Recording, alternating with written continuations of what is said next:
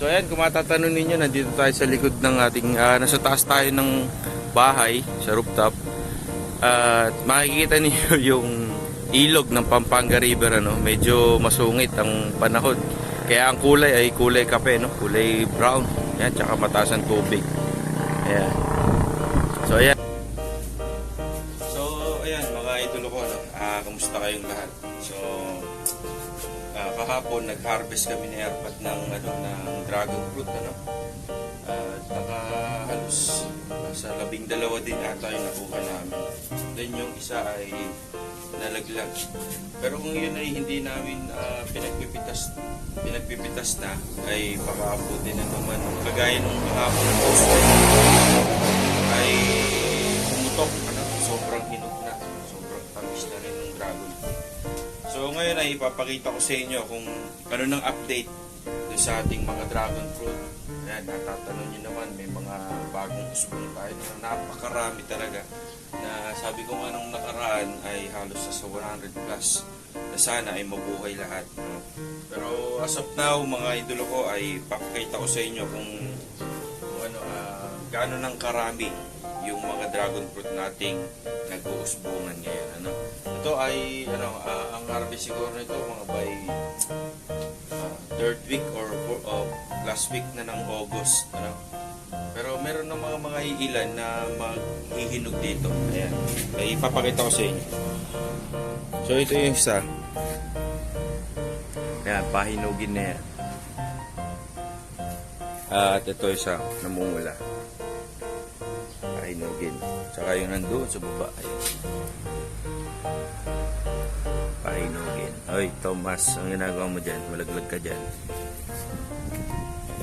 So, ito yung mga bagong usbong, mga idolo ko, no? Ayan. Halos magkakasay sila. Ayan, may mga bantay pang antik.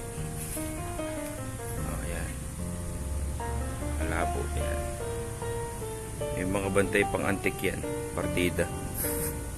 Ayan, no? Marami yan. Di ko na nga maiisa-isa sa inyo. Ayan. Mga last week siguro ng August to, mga idolo ko, ay magsisipaghinog na itong mga to. Ayan. Ito pa lang yun sa baba, ano? Ayan, may nakatago pa rito. Ito sa labas. Saka yan. Ay, papanik tayo rito sa taas. Ayan, dito. Meron na namang kambal. Oh.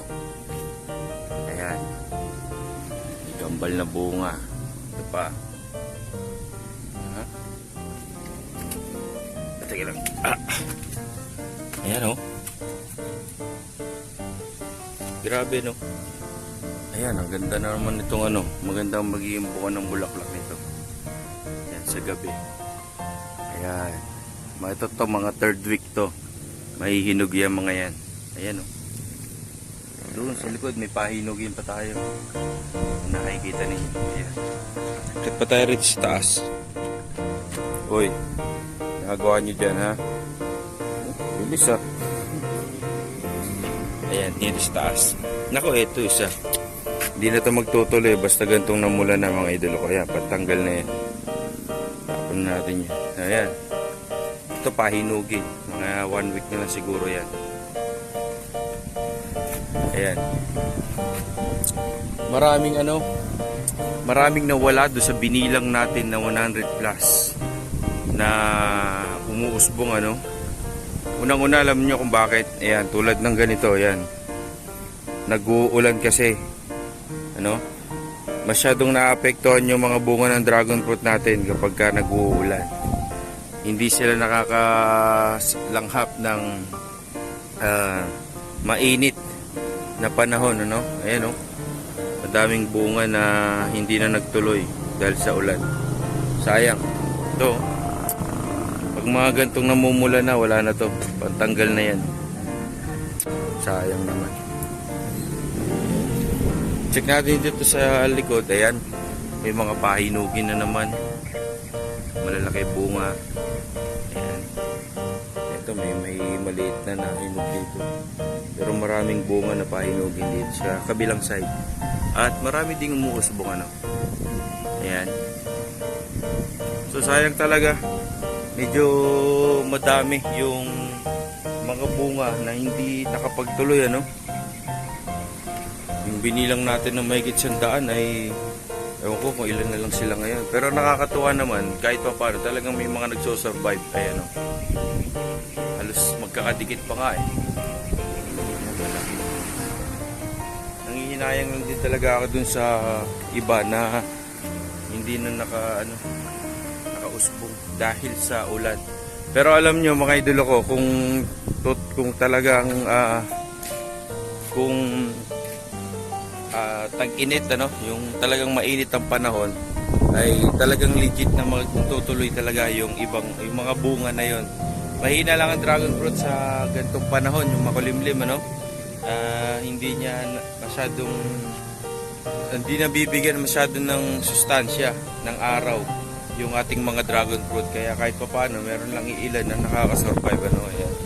So ayan, kung matatanong ninyo, nandito tayo sa likod ng ating nasa taas tayo ng bahay sa rooftop, at makikita niyo yung ilog ng Pampanga River, ano. Medyo masungit ang panahon, kaya ang kulay ay kulay kape, no, kulay brown. Ayan, tsaka mataas ang tubig. Ayan.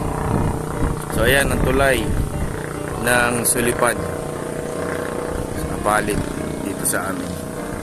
So ayan, nakakatuwa lang, kahit paano, kahit maulan ay meron pa rin talagang musbo. Kaya lang may mga namamatay nga dahil nga hindi rin nakakasurvive. Ayan, tulad nito, maagang nalantay yung bulaklak niya. Ewan ko, lalaki pa yan.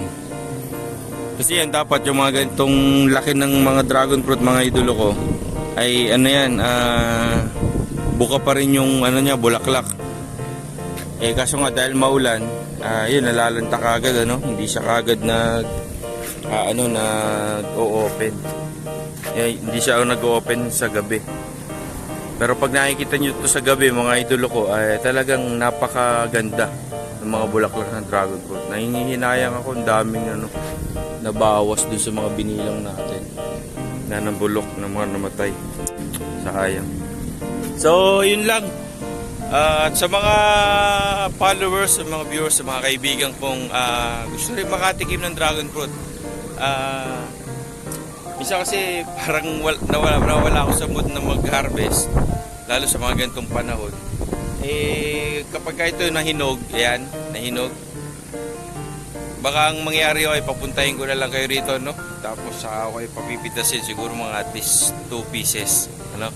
Di ko pwedeng ibigay ng bultuhan sa isang tao kasi marami tayong followers, ano? Marami tayong kaibigan na umaasa din sa ating mga bunga ng ating mga dragon fruit. So ayan, yun lang, hanggang dito lang muna yung mga update. At ito, naglalaro yung aking mga pusa.